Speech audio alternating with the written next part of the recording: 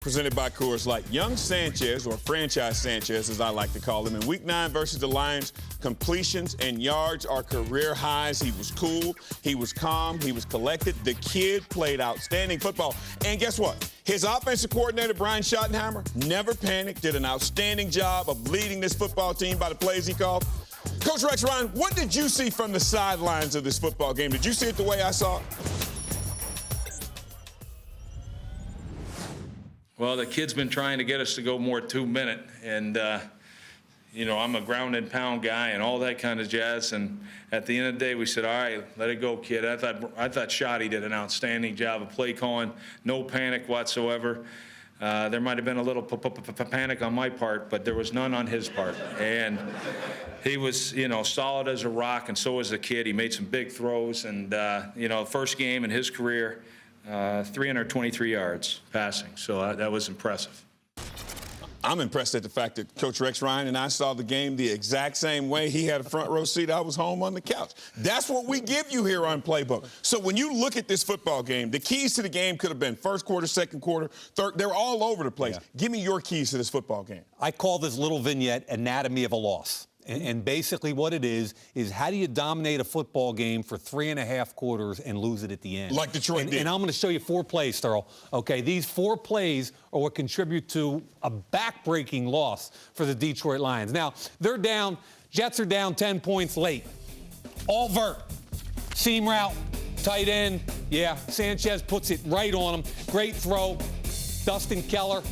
You can't drop it in any better. That sets up a touchdown, and now they're down 3, 20-17. Now, 3rd and 6. The Jets have no timeouts. They're going to run a bootleg with their backup quarterback, and watch how well the backside discipline for the Jets handled it.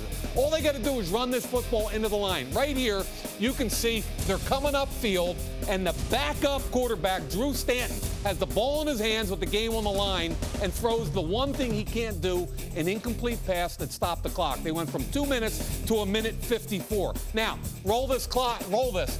49 seconds left in the game. Watch Alphonso Smith, the corner. If he takes the correct angle and keeps LaDainian Tomlinson inside, it's going to burn the clock down. He misses the tackle, allows them outside, 13 yards first down, and a dumb late hit. So they get additional yardage and put themselves in a field goal, and that's what tied the game. Now, end of the game, overtime. Watch Sanchez's throw, but even more importantly, I want you to see the left tackle.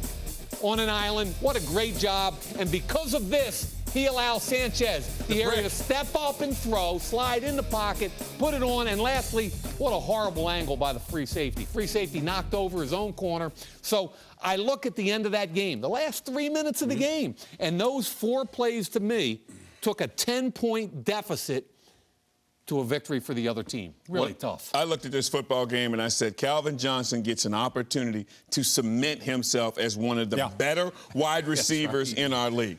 What happened? You remember when we just saw Rex Ryan, he was smiling? Yes. You two were same and having that thing? Yeah. I thought he was smiling because Revis Island's back open. Is that what Because really, Darrelle Revis showed up last week, and Calvin Johnson came into last week's game leading the National Football League with 9 touchdown catches. This is the Detroit Lions' first play of the game right here. You're going to have Revis on Calvin Johnson on the outside. And you know what? The Lions smartly, Scott Linehan, the offense coordinator, going to test Revis right away. How is that hamstring? Slow it down right here. Watch Revis run stride for stride with Calvin Johnson. When Johnson reaches for the ball, Revis reaches for the ball. In slow motion right here, this is how Revis saw it. Stretches out, gets that ball out of Calvin Johnson's hands. Can't play it any better. Now, you got to be smart if you're a cornerback in this league, and the league's best cornerback. So watch Revis here on Johnson. And watch how he plays this. He plays on top of him for a reason, because it's 3rd and 5. Freeze it right here. Here's the sticks. It's a 5 yards. So watch Revis put this left foot in the ground, read the play, clue it the whole time, come back and break on his ball to the outside shoulder of Johnson. He doesn't feel it, and an incompletion. Now, the dreaded fade route here, Sterling. Yep. You got the big height advantage here in Calvin Johnson. But you know what? Revis sticks to his fundamentals. Man turn right here into Johnson. He lets him catch it right here, but he knows the rule. There is no force out anymore. Get him out of bounds. Incompletion. Now, the only completion Calvin Johnson had all day, freeze it. Look at the room that Revis is getting. I'm saying to myself, why is he giving Calvin Johnson this catch? Then you look at this and you go, oh, it's 2nd and 28. We'll give them that one 13-yard catch right there, Sterling. Tackle the catch. They would have ended up punting him. I mean, Revis was smart. He played Calvin Johnson. He shadowed him all over the field.